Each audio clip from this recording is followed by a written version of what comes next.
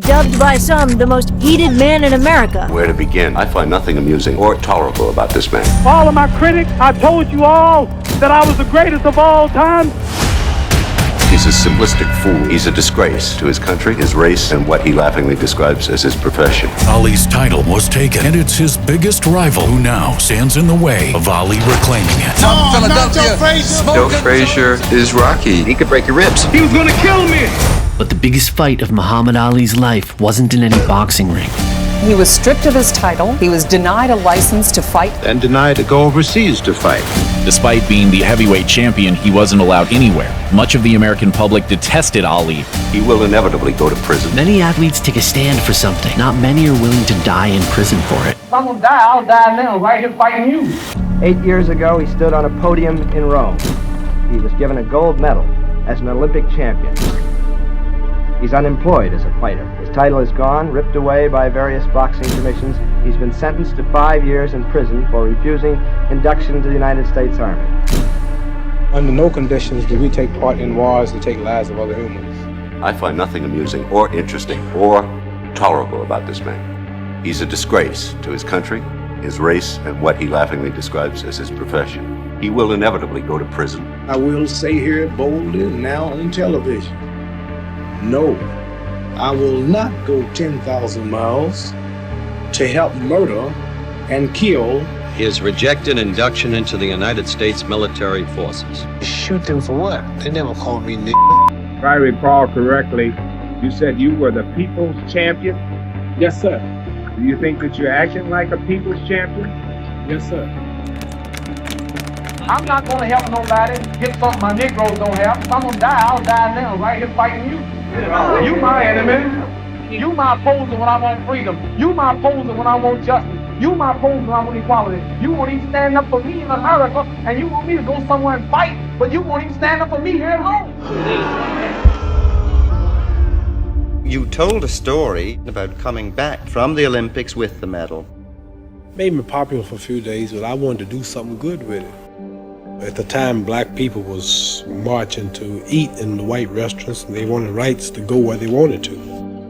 So I said, I'll take this medal and I'll go downtown and I'll sit down in a restaurant. I got them on the spot now, and then I'll order something to eat.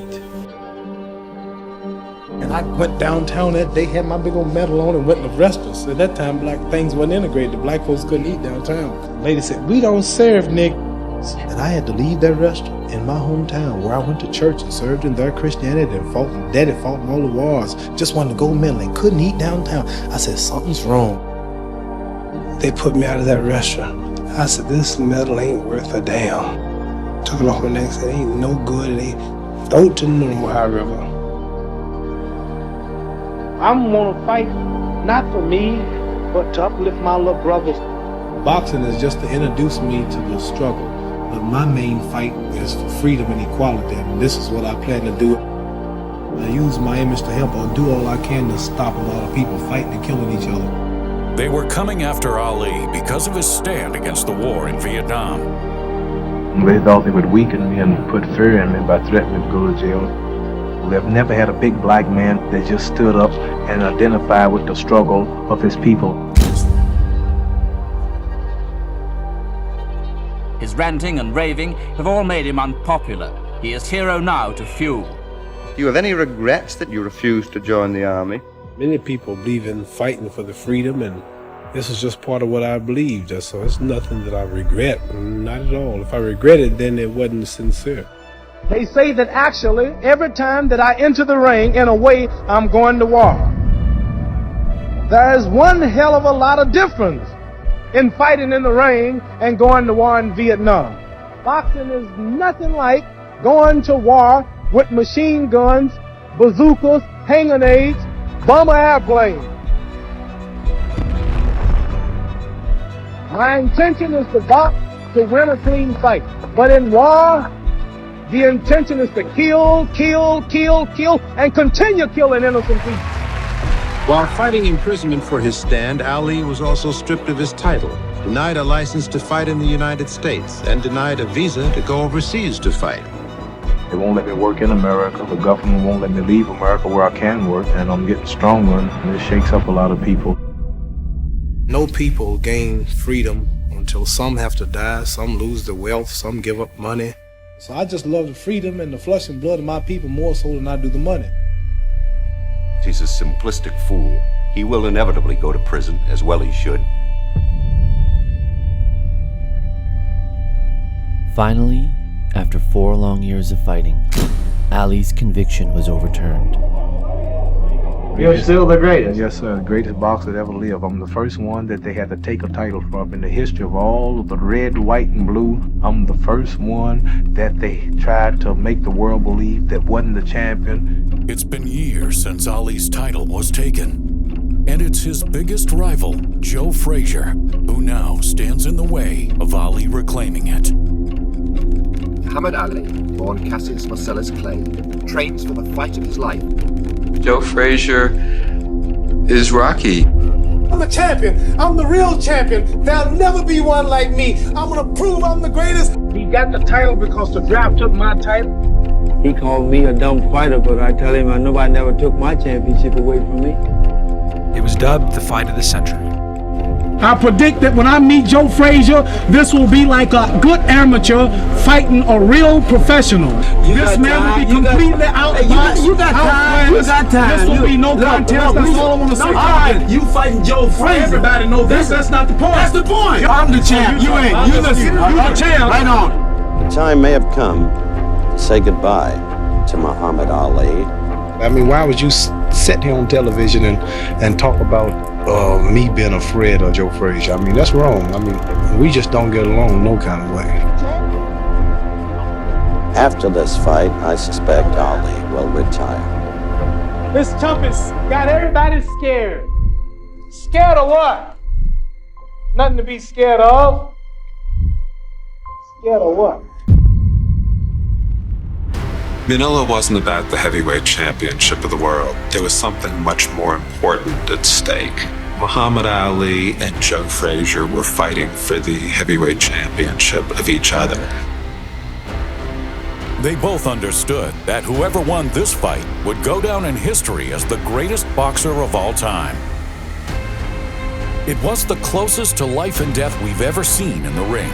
2 equally matched fighters at the top of their game. Didn't seem that you could survive that. By the 12th round, Ali had regained his edge over Frazier. It was only a question of whether he could last. It looked like Ali was going to have to quit the corner because he was getting so beat up. He said, I feel like I'm dying. This must be what death feels like. Boxing is just to introduce me to the struggle. But my main fight is for freedom and equality, and this is what I plan to do. I'm gonna fight not for me, but to uplift my little brothers. Muhammad Ali, maybe he can pull off a miracle. Frazier could not see, and Ali knew what he had to do to win, and he could keep wailing away at will with that jab in his eyes.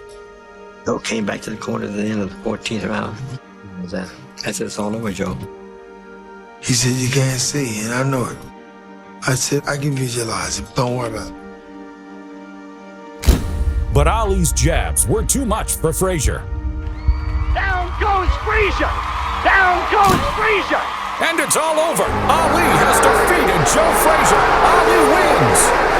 This is the most joyous scene ever seen in the history of boxing.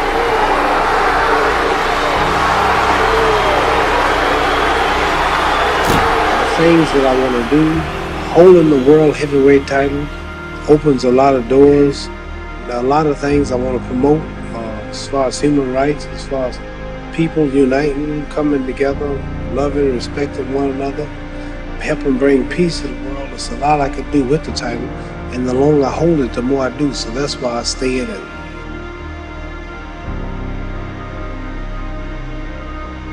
It's sad because, you know, he's a great guy, and hoping that maybe he could like live the kind of life that we live, you know. I'd love to see him do that, because he earned that. In 1984, Muhammad Ali was diagnosed with Parkinson's disease. At 42, the greatest faced a future of diminishing physical ability.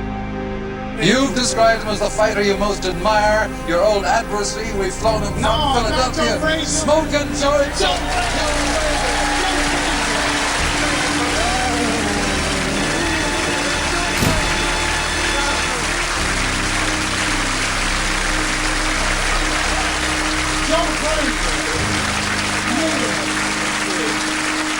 So, how did you come to be giving Muhammad Ali a lift in your car? We rode into New York City. This guy would not let me get one word in. All through the whole ride, he started talking about smoking Joe Frazier. Ladies and gentlemen, a great guy. We love him. He's a fine champion. Oh, Lord. Congratulations. There's no Ali without Frazier. There's no Frazier without Ali.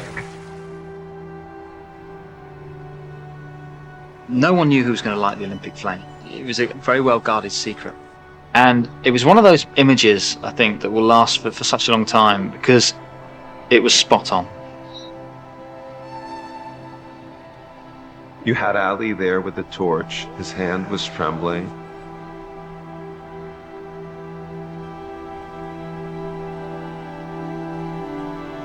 I just never looked at him as a boxer. I looked at him as a tremendous personality, perhaps the greatest I've ever met. Muhammad Ali struck us in the middle of America's darkest night, in the heart of its most threatening gathering storm.